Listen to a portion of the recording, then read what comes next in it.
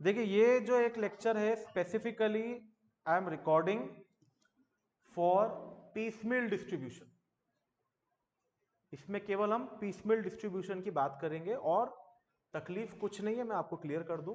नया है, हाँ ठीक है, समझ में आता है पर भूल जाते हैं, बस ये तकलीफ है कि समझ में आता है पर हम इसको बार बार भूल जाते हैं। तो फिर इसका सॉल्यूशन एक है कि एग्जाम के एक दिन पहले अगर आपने इसको देखा है तो ये याद आ जाएगा आपको अगले दिन, पर अगर एग्जाम के एक दिन पहले आपने इसको नहीं देखा तो ये याद नहीं आएगा। बस यही एक प्रॉब्लम है और कुछ नहीं है। बाकी तो देखो मेथड जो हमने पहले सीखी थी एक बार और सीख लेते हैं। डिसोल्यूशन के अंदर थोड़ा सा एक रफ फीडबैक दे दूं मैं आपको, रिव्यू दे दूं कि आपको एक रियलाइजेशन अकाउंट बनाना होता है, एक पार्टनर्स लोन, पार्टनर्स कैपिटल और कैश। ठीक है, रियलाइजेशन अकाउंट में हम सारे असेट्स को बुक वैल्यू पे ट्रांसफर कर देते हैं और सारी लायबिलिटीज को बुक वैल्यू पे ट्रांसफर कर देते हैं। फिर असेट्स को रियलाइज करने के तीन ऑप्शन होते हैं, या तो कैश में रियलाइज कर लो, तो या तो पार्टनर्स कैपिटल से एडजस्ट कर लो, या थर्ड पार्टी लायबिलिटी से एडजस्ट कर लो। और यही तीन ऑप्शन अनरिकॉर्डेड असेट के लिए भी होते हैं। लायबिलिटी के लिए भी ये तीन ऑप्शन होते हैं, या तो कैश में, या तो पार्टनर्स कैपिटल से, या असेट से एडजस्ट। ध्यान ये रखना है कि जो मैं अभी ग्रीन मार्क कर रहा हूं, जब असेट थर्ड पार्टी लायबिलिटी से एडजस्ट होती है या लायबिलिटी असेट से एडजस्ट होती है तो कोई जर्नल एंट्री रिक्वायर्ड नहीं होती। ठीक है, no journal entry is required, क्योंकि वो रियलाइजेशन अकाउंट में ऑटो एडजस्ट होती है। ये आज का कंटेंट इसको पढ़ाने के लिए है नहीं, मैं तो खाली याद दिला रहा हूं आपको। ठीक है, तो एट द एंड हम लोग क्या करते हैं, सारे हमारे बुक्स ऑफ अकाउंट्स वगैरह क्लोज कर देते हैं, ये हमारा ऑब्जेक्टिव होता है। तो नॉर्मल डिसोल्यूशन का क्वेश्चन तो यही होता है सर, और ये शायद जून अटेम्प्ट में आया था। किस्मत इतनी जोरदार थी कि पीसमेल डिस्ट्रीब्यूशन नहीं आया। पर सर अगर क्वेश्चन के अंदर इंसॉल्वेंसी आ जाए, अगर क्वेश्चन के अंदर क्या आ जाए, इंसॉल्वेंसी आ जाए, तो क्या करना है सर? तो इंसॉल्वेंसी दो तरीके की होती है सर। एक होती है इंसॉल्वेंट अगर पार्टनर हुआ है, और एक होती है इंसॉल्वेंट अगर फर्म हुई है। ये भी आज डिस्कस करने वाला मैटर नहीं, खाली याद दिला रहा हूं कि ये एक वैरायटी है इसके अंदर। क्योंकि हमारा जो टॉपिक है पीसमेल डिस्ट्रीब्यूशन, वो आई इसलिए रहा है क्योंकि हमें फंड कम पड़ेगा, शायद कुछ लॉसेस वगैरह हमको बियर करने पड़ेंगे। तो हमारा गार्नर वर्सेस मुरे रूल क्या कहता है इसके अंदर कि साहब अगर कोई पार्टनर इंसॉल्वेंट हो गया है तो उसका जो डेफिशिएंसी है वो बाकी पार्टनर्स बियर करेंगे इन प्रॉफिट शेयरिंग रेशियो के in capital ratio, in capital ratio. हालांकि दूसरा ऑप्शन है कि प्रॉफिट शेयरिंग रेशियो में भी देख सकते हैं, लेकिन गार्नर वर्सेस मोरे को फॉलो कर रहा है आपका इंस्टीट्यूट, और वो कैपिटल रेशियो में उस शॉर्टफॉल को बियर करता है। अगर कोई एक पार्टनर इंसॉल्वेंट हो गया तो उसके कैपिटल का जो भी डेबिट बैलेंस आएगा उसको हम बाकी पार्टनर से कैपिटल से क्या कर लेंगे, एडजस्ट कर लेंगे इन देयर कैपिटल रेशियो। देखो क्वेश्चन करे बिना तो चीजें हो नहीं सकती, पर मैं याद दिला रहा हूं आपको। देन उसके बाद अगली बात करें, अगर कोई फर्म इंसॉल्वेंट हो जाती है तो क्या होता है सर? फिर कौन सा अकाउंट खुलता है बोलो? Deficiency account. अगर फर्म इंसॉल्वेंट हो गई ना तो डेफिशिएंसी अकाउंट खुलता है, और वो डेफिशिएंसी अकाउंट पार्टनर, मतलब आप पार्टनर का कैपिटल तो क्या थर्ड पार्टी लायबिलिटी भी पूरी पे नहीं कर पाओ, फिर पार्टनर से मंगाएंगे। अच्छा, फर्म तब तक इंसॉल्वेंट नहीं हो सकती जब तक कोई भी पार्टनर सॉल्वेंट है। तो जनरली थर्ड पार्टी लायबिलिटीज को पे ऑफ करने के लिए मान लो तीनों पार्टनर का कैपिटल डेबिट आ गया और तीनों पार्टनर ने बोला कोई बात नहीं हम पैसा ले आते हैं, तो वो ले आएंगे और कोई प्रॉब्लम नहीं होगी। तीन में से कोई एक इंसॉल्वेंट होगा तो बचे हुए तो वो लॉस बियर करेंगे। तीनों ही इंसॉल्वेंट हो गए तो फिर उनके कैपिटल अकाउंट के बैलेंस को कहां ट्रांसफर कर दिया जाएगा? डेफिशिएंसी अकाउंट में। आई होप ये भी पढ़ने के लिए आप यहां पर इकट्ठा नहीं हुए, अगर किसी को तकलीफ हो तो बात कर ले। मेन कंटेंट है जो हमारा इस चैप्टर का आखिरी टॉपिक है, जो हमको पता नहीं क्यों परेशान करता है। परेशान करने का ऑब्जेक्टिव यही है कि याद नहीं रहता। Piecemeal distribution. पीसमिल पेमेंट में दो तरह के मेथड्स है आपके सिलेबस में, एक मैक्सिमम लॉस मेथड और एक highest capital method. Maximum loss method, highest capital method, दोनों का ऑब्जेक्टिव क्या है पता है? कि सर ये तो ठीक है आपने ऊपर डिसोल्यूशन में बुक्स क्लोज कर दी, नाउ अब इस लेक्चर का मेन कंटेंट अब चालू हो रहा है, आज के लेक्चर का। अभी तक तो मैं बैकग्राउंड दे रहा था, मेन पढ़ना ये था अपने को। तो सर आपको जो आपको लग रहा है कि सारी असेट्स एक साथ बिक जाएगी, रियलाइजेशन अकाउंट बनाया, फटाफट फटाफट असेट्स बेची, पैसा आया, फटाफट फटाफट लायबिलिटी पे करी, एक ही दिन में दुकान बंद करी, घर। बोले नहीं sir, this takes a period of time, passage of time. ये धीरे धीरे होता है, पहले एक असेट बिकता है फिर उसका पैसा आता है, तो हम बोलते हैं ठीक है ये इसको दे दो, क्रेडिटर को इसको रवाना करो। फिर दूसरा असेट बिकता है, फिर उसके बाद अगला जिसको देना होता है लाइन में जो लगा होता है उसको पेमेंट करते हैं। ऐसा करते करते हम सारी थर्ड पार्टी लायबिलिटीज को पेमेंट कर देते हैं और फिर एट द एंड जो बचता है वो फिर धीरे धीरे पार्टनर्स में ग्रेजुअली डिस्ट्रीब्यूट होता है। एक लंबा प्रोसेस होता है ये, बात समझ में आ रही है? तो जो धीरे धीरे आपको फंड आ रहा है ना, पहली बात तो क्वेश्चन देखकर कैसे मालूम पड़ेगा कि वो पीसमेल डिस्ट्रीब्यूशन का है कि नहीं? तो लिख देगा मेथड, मैक्सिमम लॉस मेथड के हाईएस्ट कैपिटल मेथड लिख देगा वो, ठीक है। सर ऐसा क्लियरली नहीं लिखा हुआ दिख रहा हो तो वो आपको बताएगा कि पेमेंट किस ऑर्डर में आया है। कहीं ना कहीं अगर आपको ऑर्डर ऑफ पेमेंट दे रखा है क्वेश्चन में तो समझ जाइएगा कि वो पीसमेल डिस्ट्रीब्यूशन का क्वेश्चन है आपके लिए। ये बात का आपको ध्यान रखना है, ठीक है, अगर ऑर्डर दे रखा है तो। अब फिर मेथड दो है, एक मैक्सिमम लॉस मेथड है और एक हाईएस्ट कैपिटल मेथड है। तो first let's talk about the maximum loss method. 10-12 minute में पूरा मैटर क्लोज हो जाएगा। मैक्सिमम लॉस मेथड में भी हम लोग गार्नर वर्सेस मोरे रूल फॉलो कर सकते हैं या प्रॉफिट शेयरिंग रेशियो फॉलो कर सकते हैं। कौन सा फॉलो करती है आपकी बुक? गार्नर वर्सेस मोरे। इसमें पता है क्या होता है, इसमें हम लोग हर ट्रांजेक्शन को मानते हैं कि ये फाइनल ट्रांजेक्शन। क्रेडिटर जो पैसा पहले तो थर्ड पार्टी लायबिलिटी को चुकाना है। सबसे पहले सेक्शन 48 क्या बोलता है पार्टनरशिप एक्ट का रिजोल्यूशन के लिए? थर्ड पार्टी लायबिलिटीज को आपको पेमेंट करना है एट द फर्स्ट इंस्टेंस, ठीक है। तो जब थर्ड पार्टी लायबिलिटी को पेमेंट करना है तो आप चाहे से मैक्सिमम लॉस मेथड फॉलो करो, चाहे से आप हाईएस्ट कैपिटल मेथड फॉलो कर रहे हो, जब तक थर्ड पार्टी लायबिलिटीज पे ऑफ नहीं होगी प्रोसेस सेम चलेगी। उतना तो करके आया करो, उतना तो करते भी बच्चे मैंने देखा है, तो उसके कुछ तो नंबर मिलेंगे। तो पहले अपने को ये समझना है कि सर जो पेमेंट आते जा रहा है वो लायबिलिटीज में पे ऑफ करते जाए। अच्छी बात, चलो वो मैं एंड में बात करता हूँ और आपसे एक चीज और, पर ये यहां तक मैथड खत्म। अब थर्ड पार्टी लायबिलिटीज खत्म हो गई सारी, देन पार्टनर्स लोन को पे करना होता है, वो भी खत्म हो गया। अब पेमेंट किस में चालू होगा डिस्ट्रीब्यूशन? Partners capital. यहां से फिर मैक्सिमम लॉस मेथड आपको अलग जगह ले जाएगा और हाईएस्ट कैपिटल मेथड आपको अलग जगह ले जाएगा। मैक्सिमम लॉस मेथड क्या बोलता है? अभी कितना पैसा बचा है? बोले सर पार्टनर ए को 1.5 लाख देना है, पार्टनर बी को 1 लाख, पार्टनर सी को 50,000। तो कितना हो गया? 3 लाख। 3 लाख रुपए देना और पैसा बचा कितना? बोले 40,000। तो 3 लाख के सामने 40,000 कम कितना पड़ गया? 2,60,000। 2,60,000 का लॉस है ऐसा मान लो। अरे सर अभी बाकी एसेट्स बिकना बाकी है ना। बोले वो जब बिकेंगे तब समझेंगे, आज की तारीख में ये अज्यूम कर लो कि ये मैक्सिमम लॉस हो गया हमारा। जो 40 है वो बांट दो, बाकी का लॉस, और वो लॉस पार्टनर्स में क्या कर दो? डिस्ट्रीब्यूट। ये मैक्सिमम लॉस मेथड का बैकग्राउंड। क्वेश्चन तो समझना पड़ेगा सर, कितने किससे कहानियां सुना दो नहीं समझ में आएगा। तो पहले एक आसान क्वेश्चन लेते हैं अपन। इलस्ट्रेशन नंबर 6 क्या बोलता है देखो। A, B and C are partners sharing profits and losses in the ratio of 5:3:2. Their capitals were rupees 9,600, 6,000 and 8,400. जिनके कैपिटल थे। After paying the creditors and the liabilities and assets of the firm were, मतलब creditors का payment किया जा चुका है। तो आपको लाइबिलिटीज में दिख रहा है क्या? Liability for interest on loan from spouse and liability for interest on loan from partner. तो सर स्पाउस वाली जो लाइबिलिटी वो थर्ड पार्टी लाइबिलिटी होगी, और जो पार्टनर के लोन पर इंटरेस्ट है ना वो पार्टनर्स लोन है। तो सबसे पहले स्पाउस के इंटरेस्ट को पे करेंगे कि पार्टनर्स लोन के इंटरेस्ट को पे करेंगे? फिर पार्टनर्स लोन के इंटरेस्ट को, और फिर किसको पे करेंगे? Capital. Investment, furniture, machinery, stock दे रखा है, और क्या बोला? The assets realised in full in the order in which they are listed above. जिस ऑर्डर में ऊपर लिस्टेड है ना उसी ऑर्डर में बिके। सबसे पहले इन्वेस्टमेंट बिका, फिर फर्नीचर बिका, फिर मशीनरी बिका, फिर स्टॉक। और बी क्या हो गया? इंस्टॉलमेंट। मतलब भाई साहब बी से जब भी पैसा मंगाना होगा बी कुछ नहीं ला पाएगा, ठीक है। You are required to prepare a statement showing the distribution of cash as and when available, applying which method? Maximum possible loss. ये आसान है, हाईएस्ट कैपिटल थोड़ा मुश्किल है, ये तो बहुत इजी है। तो देखो सर आप तो ये स्टेटमेंट समझो, ये रोटेट नहीं होता है क्या?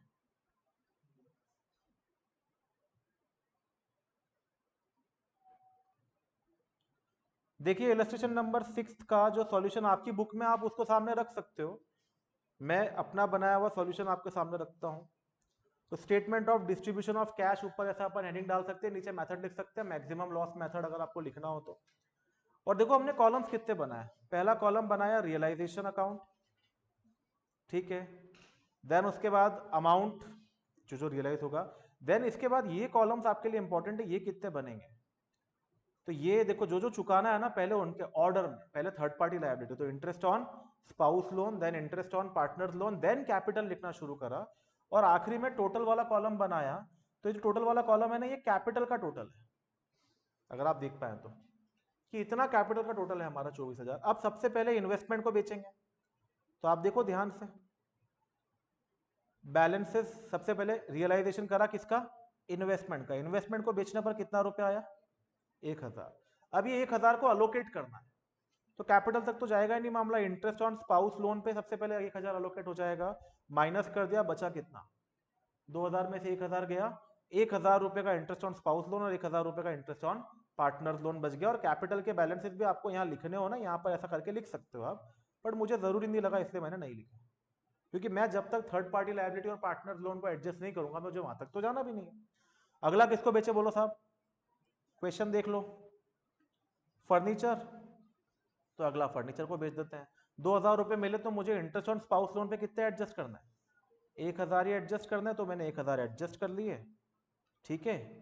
और उसके बाद इंटरेस्ट ऑन पार्टनर लोन पे 1,000 एडजस्ट करने थे, तो ये पूरे एडजस्ट हो गए, दोनों क्या हो गए, 0 0। तो अब थर्ड पार्टी लायबिलिटी और पार्टनर लोन खत्म। अब जो भी बेचोगे और जो भी पैसा आएगा वो किस में बटेगा तो आपको अगर लिखना हो ना तो यहां पर फाइनली पार्टनर्स कैपिटल के बैलेंसेस एक बार वापस से आप कैरी डाउन कर सकते हैं कि साहब इनमें कुछ भी एडजस्ट नहीं हुआ है। टोटल 24,000।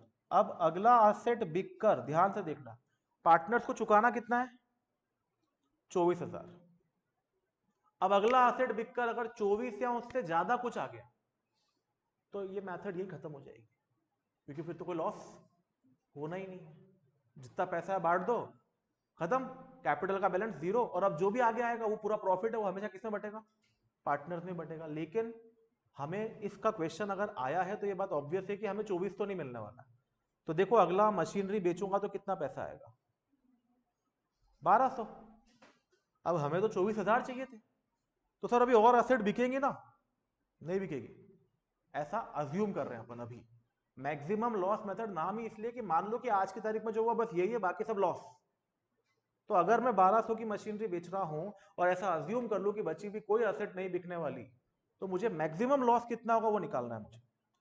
मशीनरी बेची 1,200 में, तो 24,000 रुपए मुझे पार्टनर्स को चुकाने थे, उसमें से 1,200 आ गए, तो मैक्सिमम लॉस कितना हो गया, 22,800। इसको प्रॉफिट शेयरिंग रेशियो में पार्टनर्स बियर करेंगे। सर गवर्नर वर्सेस मोरे, अरे वो तो जो कैपिटल की डेफिशिएंसी उसके लिए है, ये तो रियलाइजेशन लॉस हुआ ना, ये तो प्रॉफिट शेयरिंग रेशियो में जाएगा कि नहीं जाएगा, बोलो हाँ या ना। क्या इसको कैपिटल रेशियो में बांट के आओगे क्या, नहीं, दिस इज रियलाइजेशन लॉस। तो सर 5:3:2 में आप क्या करो, 22,800 को पहले पार्टनर्स में डिस्ट्रीब्यूट कर दो। तो ये 5:3:2 में हमने पार्टनर्स में 22,800 को डिस्ट्रीब्यूट करा, तो पहले पार्टनर का आया 11,400, दूसरे का 6,840, तीसरे का 4,560, और ऐसा 22,800 माइनस हो गया यहां से। तो पार्टनर कैपिटल में बचा कितना, 1,200। इसमें पहले पार्टनर से 1,800 लेना पड़ेगा, दूसरे पार्टनर से 840 लेना पड़ेगा, और तीसरे पार्टनर को 3,840 देना पड़ेगा। कुछ समझ में आ रही बात, बोलो सर लॉस हो गया ना तो तुम्हारे को तो कुछ देना ही नहीं निकल रहा है, ये 1,200 पूरे के पूरे किसको मिलेंगे, सी को। बोले ए का तो नेगेटिव आ रहा 1,800, बी का नेगेटिव आ रहा 1,800, सी का पॉजिटिव आ रहा 3,840। अब देखो क्या करेंगे सर, यहां तक पहले पहुंचे आप 1,800, 840, 3,840, और उधर कितना आया 1,200। प्रोसेस को दिमाग में बिठाओ, ये सब अजम्पशन बेस्ड चल रहा है। तो ये बैलेंस निकला। अब फिर क्या लिखा, deficiency of A and B adjusted against C. बोलो सर ये क्या बात हुई, मंगवाओ ना ए से 1,800 रुपए और बी से 840 रुपए। भाई साहब मैक्सिमम लॉस एक्चुअली हुआ नहीं है, केवल आपने प्रिज्यूम करा है, एक्चुअली नहीं हुआ मैक्सिमम लॉस को। तो ये जो डेफिशिएंसी आई ना, ये ए और बी में ऐड करके सी में से क्या कर देंगे अपन, माइनस। और इसके बाद इनका बैलेंस 0 करना था हमको, तो 0 कर दिया। और देखो सी का बैलेंस कितना आया, 1,200। मतलब हमको समझ में आ गया कि ये 1,200 रुपए आपको जो आया है ना मशीनरी के, ये सी को देने हैं। ए और बी लड़ो मत, सी का अधिकार तुमसे पहले बनता है। अगर आज के बाद कोई पैसा नहीं आया तो ये 1,200 सी को मिलने चाहिए। अगर आज के बाद कोई पैसा नहीं आया तो तुमसे तो और पैसा लेना निकलेगा हमको, हम ले नहीं रहे वो। पर ये पैसा तुमको नहीं मिलेगा, ये पैसा किसको मिलेगा? सी को मिलेगा। खुद को सी की जगह पे रख के देखो सही हो रहा है कि नहीं हो रहा है, हाँ या ना? लॉजिक समझ में आ रहा है? बोलो बोलो, कुछ बोलना है? ठीक है, पक्का? तो इस तरीके से हमने निकाला अमाउंट पेड। पहले यहां तक का कंटेंट देखो आप। हमारा ऑब्जेक्टिव है कि ए और बी का जो फाइनल टोटल है वो जीरो हो जाए, क्योंकि नेगेटिव आ रहा है। तो जीरो हो जाए तो उसको जीरो करने के लिए उनमें 1800 840 प्लस करके वो सी में से माइनस कर देंगे, ऑटोमेटिकली सी का बैलेंस 1200 आ जाएगा। अब यहां पर एक पार्टनर की जगह दो पार्टनर पॉजिटिव आ रहे होते और एक नेगेटिव आ रहा होता, तो क्या करते? आगे आएगा, चिंता मत करो। अभी तो एक ही पार्टनर पॉजिटिव था ना, तो दोनों पार्टनर का जो नेगेटिव बैलेंस है वो एक पार्टनर से क्या हो जाएगा? एडजस्ट। पर प्रॉब्लम समझ पा रहे हो? अगर दो पार्टनर पॉजिटिव होते और एक नेगेटिव होता, तो वो एक नेगेटिव दोनों पार्टनर में किस रेशियो में घटता, वो नीचे करना है। प्रॉब्लम समझ में आ रही है? नहीं आ रही? सोहा पीछे दृष्टि। तो अब नीचे आया सर बैलेंस इन कैपिटल, अब बचा कितना? तो अल्टीमेटली ए भाई साहब को तो कुछ नहीं मिला है, तो उसका बैलेंस अभी भी कितना बचा हुआ है? 9,600। बी को भी कुछ नहीं मिला है, तो उसका बैलेंस अभी भी कितना बचा है? 6,000। और सी को 1200 मिल चुके, तो सी का बैलेंस कितना बचा? 7,200। बीच की जितनी कहानी थी ना, सब वर्चुअल थी, इमेजिनरी थी। अल्टीमेट फिगर ये है कि इस 9,600 के बदले, इस 9,600 के बदले कुछ नहीं मिला है, तो बचा भी कितना है? 9,600। इस 6,000 के बदले कुछ नहीं मिला, तो बचा भी कितना है? 6,000। और इस 8,400 के बदले 1200 मिल चुके, तो बचा कितना अब इसका बैलेंस? 7,200। ये बीच के figures were all imaginary, all imaginary. ठीक है, और कैपिटल अब कितना चुकाना बाकी रह गया है? 22,800। अब बोलो बेचते हैं, चलो आ जाओ। अगला बैलेंस इन कैपिटल निकाल दिया। Now let's sell the stock. तो स्टॉक कितने में बिकेगा? और हमारा कैपिटल का बैलेंस कितना बचा है? 22,800। तो 22,800 में से 4,000 माइनस करें, मैक्सिमम पॉसिबल लॉस कितना आ गया?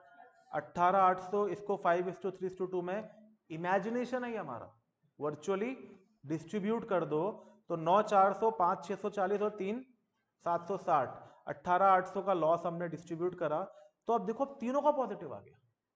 ए का पॉजिटिव आ रहा है 200, बी का 360 और सी का 3,440, और टोटल लगाओगे तो कितना आ जाएगा? 4,000। तो ये वो अमाउंट है जो आपको ए बी सी को पे करना है।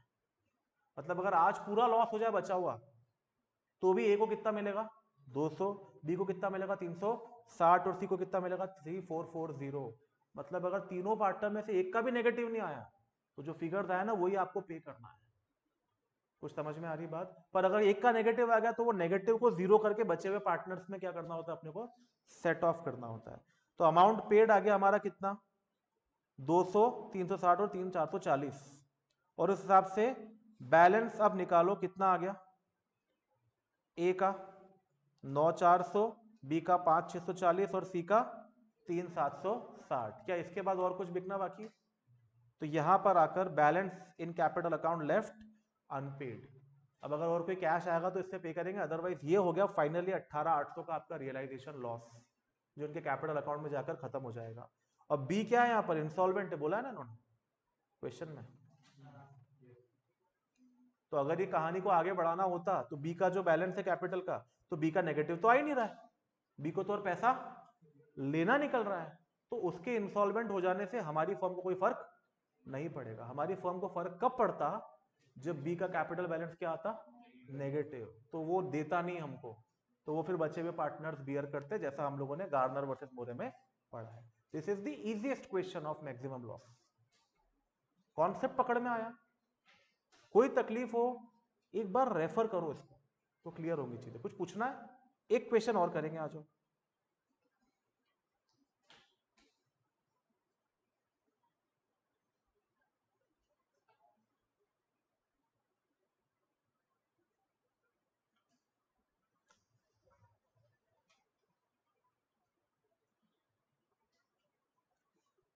इलस्ट्रेशन नंबर 7 पर आ जाओ, क्या बोलता है देखो।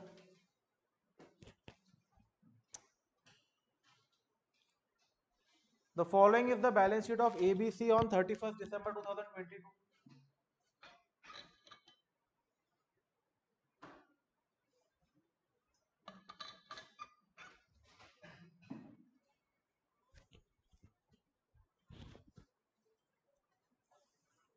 The following is the balance sheet of ABC on 31st December 2022 when they decided to dissolve the partnership. Creditors दिख रहे हैं, एज लोन दिख रहा है, कैपिटल के बैलेंसेस दिख रहे हैं, सन्ड्री असेट्स और cash. The assets realise the following sums in instalment. अभी कौन से असेट ने कितना रियलाइज करा ये नहीं बताया, पर बोले भाई आपको पहली जो भी असेट थी वो बेचकर 1,000 रुपए मिले, दूसरी पे 3,000, तीसरी पे 3,900, चौथी पे 6,000 और पांचवी में लिखा है 20,100। ये खास चीज है इसके अंदर। इस 20,100 के लिए इन्होंने नीचे कुछ लिखा हुआ है। क्या लिखा हुआ है? Includes saving in expenses of ₹100, 500 minus 400। ये क्या है? कोई नहीं, आप नीचे पढ़ोगे ना तो आपको समझ में आएगा। The expenses of realisation were expected to be 500। ये पूरे प्रोसेस में हमको लगा 500 रुपए का खर्चा आएगा। अब यहाँ सिस्टम पता है कैसा है, 500 रुपए का खर्चा मानकर हम 500 रुपए पहले अलग कर लेते हैं, तो वो खर्चा धीरे धीरे होता है। जैसे ये पैसा धीरे धीरे आता है ना, तो खर्चा भी धीरे धीरे होता है। पर 500 रुपए हमने पहले अलग करके रख लिए, but ultimately amounts to 400 only. And मालूम पड़ा कि 400 रुपए खर्चा हुआ, तो 100 रुपए बच गए। तो वो 100 रुपए भी आखिरी इंस्टॉलमेंट में आपको वापस मिले हैं। तो एक्चुअली आखिरी इंस्टॉलमेंट 20,000 की थी, पर उसमें हमने 20,100 रुपए लिया है।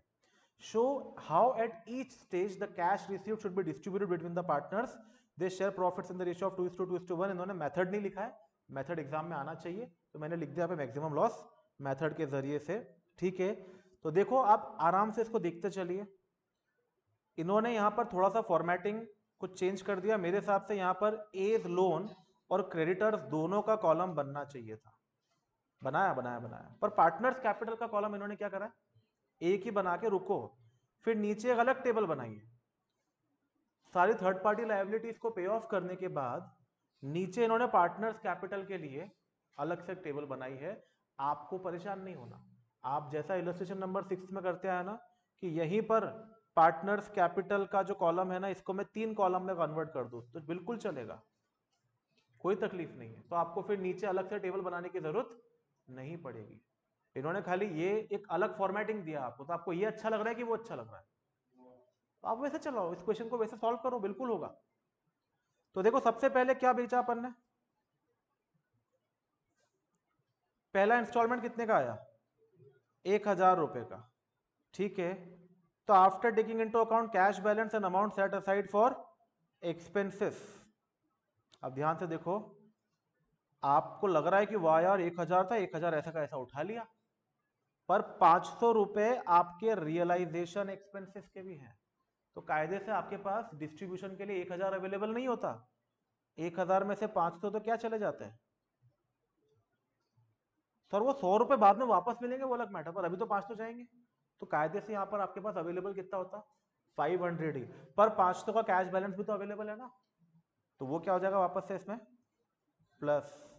तो इसीलिए मेरा ये इंस्टॉलमेंट 1,000 रुपए रहा। अगर कैश बैलेंस अवेलेबल 400 होता तो ये 900 रुपए हो जाता अवेलेबल फॉर डिस्ट्रीब्यूशन। ये बात समझना जरूरी है। ठीक है, तो ये 1,000 रुपए कैसे आया, प्लस 500 माइनस 500। तो ये 1,000 रुपए ऑब्वियस सी बात है, पहले किससे एडजस्ट कर लोगे, क्रेडिटर से एडजस्ट कर लोगे। 2,000 में से 1,000 गए, बचे 1,000। और पार्टनर्स लोन 5,000 का, उसमें से अभी कुछ भी एडजस्ट नहीं हुआ, तो पार्टनर्स कैपिटल तो वैसे ही खड़े होंगे। फिर अगली इंस्टॉलमेंट कितने की आई, 3,000 की। तो वो जो 3,000 की इंस्टॉलमेंट है ना सर, उसमें से 1,000 रुपए कहां से एडजस्ट कर लेंगे, क्रेडिटर में से, और बचे हुए 2,000 रुपए कहां से एडजस्ट कर लेंगे, पार्टनर्स लोन में से। देखो 1,000 रुपए ये क्रेडिटर है हमारे और ये पार्टनर्स लोन है, तो 1,000 रुपए आपने क्रेडिटर में से एडजस्ट कर लिया और 2,000 रुपए पार्टनर्स लोन। हमारे तरीके से चलो फिर बैलेंस निकालो, तो क्रेडिटर का बैलेंस हो गया 0 और पार्टनर्स लोन का बैलेंस कितना हो गया, 3,000। अब आए 3,900 रुपए, तो उसमें से 3,000 रुपए कहां से एडजस्ट कर लेंगे, पार्टनर लोन में से। बचे हुए 900 कहां जाएंगे, पार्टनर्स में। आप अपना मैक्सिमम लॉस का खेल चालू कर दो यहां से। इन्होंने नहीं करा है, इन्होंने 900 रुपए यहां भेज दिए, फिर 6,000 है तो 6,000 भी यहां भेज दिए, और फिर 20,100 आए, तो ये 20,100 इंक्लूडिंग सेविंग एंड एक्सपेंसेस, तो 20,100 भी यहां भेज दिए। बोले ये 3 जो है ना, ये 3 इनके लिए नीचे चल के बात करेंगे हम। आपकी बात वहीं चालू हो जाएगी कि 900 रुपए, तो कैपिटल बैलेंस कितना था, मैक्सिमम लॉस निकालेंगे, डिस्ट्रीब्यूट कर देंगे। फिर 6,000 रुपए, तो कैपिटल बैलेंस कितना था, मैक्सिमम लॉस, आ जाओ निकालते हैं अपना, उसी टेबल में बन जाएगा। आ गया समझ में आ रही बात। तो जैसे ही आपके 900 रुपए आए, ठीक है, तो आपको दिख रहा होगा आपके आगे वाले कॉलम्स में कि पार्टनर्स कैपिटल का बैलेंस 15,000, 18,000, 9,000 है, मतलब टोटल कितना देना है 42,000, और हमारे पास 3,900 में से 3,000 तो पार्टनर लोन पे चला गया, बचा कितना 900। तो 42,000 में से माइनस कर दो 900, ये आ गया आपका मैक्सिमम लॉस, कितना आया 41,100, और इसको प्रॉफिट शेयरिंग रेशियो में बांट दो पार्टनर में। प्रॉफिट शेयरिंग रेशियो क्या है, तो ये इन्होंने बांटा, ए को 16,440, बी को 16,440 और सी को 8,220। तो ये देखो यहां पर वो सिचुएशन आ गई जहां पर एक पार्टनर नेगेटिव है और दो पॉजिटिव है। तो कुल मिलाकर ए भैया अगर आज पूरा लॉस हो जाए ना तो तुझसे तो हमको और 1,440 रुपए लेने हैं। हाँ, आज अगर पूरा लॉस हो गया तो बी को 1,560 देने और सी को 780, पर तुझसे तो 1,440 लेने हैं, तो ला 1,440 ले। बोले भाई अज्यूम कर रहे हो ना, लॉस हुआ अभी हुआ थोड़ी है, तो मैं दूंगा नहीं, पर हाँ अभी जो पैसा आया ना 900 रुपए उसमें से मुझे कुछ मत दो। तो इस 1440 को हम बी और सी में एडजस्ट करेंगे। पिछले क्वेश्चन में एक ही पार्टनर का पॉजिटिव था तो प्रॉब्लम नहीं थी, उसी में करना था, अब दो हैं तो इसको इन दोनों में कौन से रेशियो में करेंगे, तो इनका कहना है गार्नर वर्सेस मुरे रूल फॉलो करो, और इनका जो कैपिटल रेशियो है 18 और 9 2:1 में इस 1440 को दोनों में से क्या कर दो, माइनस कर दो। तो आपको मालूम पड़ जाएगा कि बी को कितना देना है 600 रुपए और सी को कितना देना है 300 रुपए। तो ये हो गया आपका 900 रुपए का डिस्ट्रीब्यूशन। ये 900 रुपए का डिस्ट्रीब्यूशन करने के बाद आप देखेंगे कि ए का कैपिटल कितना बचा, सर बाकी इमेजिनरी जो था उसको माइनस प्लस नहीं करना, जो पेमेंट करा वो माइनस होगा। बी का कितना बचा 17,400, सी का कितना बचा 8,700। ठीक है, अब अगली किस्त कितने की आएगी 6,000 की किस्त आएगी, तो आपको कितना चाहिए 41,100। तो फिर आपका मैक्सिमम पॉसिबल लॉस कितना हो जाएगा 41,100 माइनस 6,000, कितना हो गया लॉस 35,100। बांट दो प्रॉफिट शेयरिंग रेशियो में 14,040, 14,040, 7,020। तो पार्टनर का कैपिटल बैलेंस बचा 960, 3,360, 1,680। तीनों का ही पॉजिटिव है, कुछ नहीं करना है, तीनों में इतना इतना अमाउंट बांट देना है, ये अमाउंट पेड है। फिर अब बैलेंस निकालो तो कितना बचा 960 रुपए एक को दिया तो एक का बचा 14,040, इसका बचा 14,040 और इसका बचा 7,020। तो अब 20,100 रुपए आए, तो मैक्सिमम पॉसिबल लॉस कितना हो गया 35,100 में से 20,100 माइनस कर दिया अपन ने, तो कितना हो गया 15,000 का लॉस। वो 15,000 का लॉस पार्टनर्स में प्रॉफिट शेयरिंग रेशियो में डिस्ट्रीब्यूट करो 6, 6 और 3, तो ये आया 8,040, 8,040 और 4,020। तो इस 20,100 कैसे बांटेंगे 8,040 ए को, 8,040 बी को और 4,020 सी को दे देंगे। और यहां आकर एक्चुअली हमारा क्वेश्चन खत्म। नीचे इन्होंने समरी बनाई था कि भैया देखो इनका बैलेंस कितना था 15, 8, 18 और 9, और टोटल अमाउंट जो अपन ने पे करा वो ऊपर से टोटल लगा लिया। पहली किस्त में ए को कुछ नहीं मिला, बी और सी को मिला 600 और 900। दूसरी किस्त में ए को 960 मिला, बी को 330 और सी को 1,680। और तीसरी किस्त में 8,040 ए को मिला, 8,040 बी को मिला और 4,020 सी को मिला। तो उनका टोटल लगा के लिख दिया उन्होंने। और उसके बाद जो आखिरी में बच गया वो है final realisation loss, just a matter of presentation. आपका क्वेश्चन वहां ऊपर खत्म हो चुका था और आपके लिए दो टेबल बनाने की भी जरूरत नहीं, आप उसी टेबल में आगे कॉलम जोड़कर कर सकते हो। कॉन्सेप्ट सेम चल रहा है, जितना पैसा आया बस मान लो यही आएगा और बाकी को लॉस मान के डिस्ट्रीब्यूट कर दो। अब अगर उसके बाद किसी पार्टनर का कैपिटल नेगेटिव आया तो वो नेगेटिव अमाउंट को उससे अभी मंगवाना नहीं है, उससे तो अपन जब उसका कैपिटल फाइनली नेगेटिव आएगा तब मंगवाएंगे, ठीक है। पर अभी उस नेगेटिव को बाकी जिनमें पॉजिटिव है उनमें कैपिटल रेशियो में डिस्ट्रीब्यूट करके उनका नया बैलेंस निकाल लो कि कितना अमाउंट उनको पे करना है, और जितना अमाउंट उनको पे करना वहां तक पहुंचना हमारा ऑब्जेक्टिव था। वो इमेजिनरी कैलकुलेशन उसी के लिए चल रही थी, जितना अमाउंट पे करना है वहां तक पहुंच गए, फिर नया बैलेंस निकालो कैपिटल का, ओपनिंग बैलेंस में जितना अमाउंट पे करा वो माइनस करके, और ये प्रोसेस चलता रहेगा। This is basically your maximum loss method. Lecture record हो गया है, 4 बार 5 बार देखना, फिर बैठ जाए शायद दिमाग के अंदर। अब हाईएस्ट कैपिटल मेथड आप डाइजेस्ट कर पाओगे क्या, जिसको दिमाग में बिठाना पड़ेगा।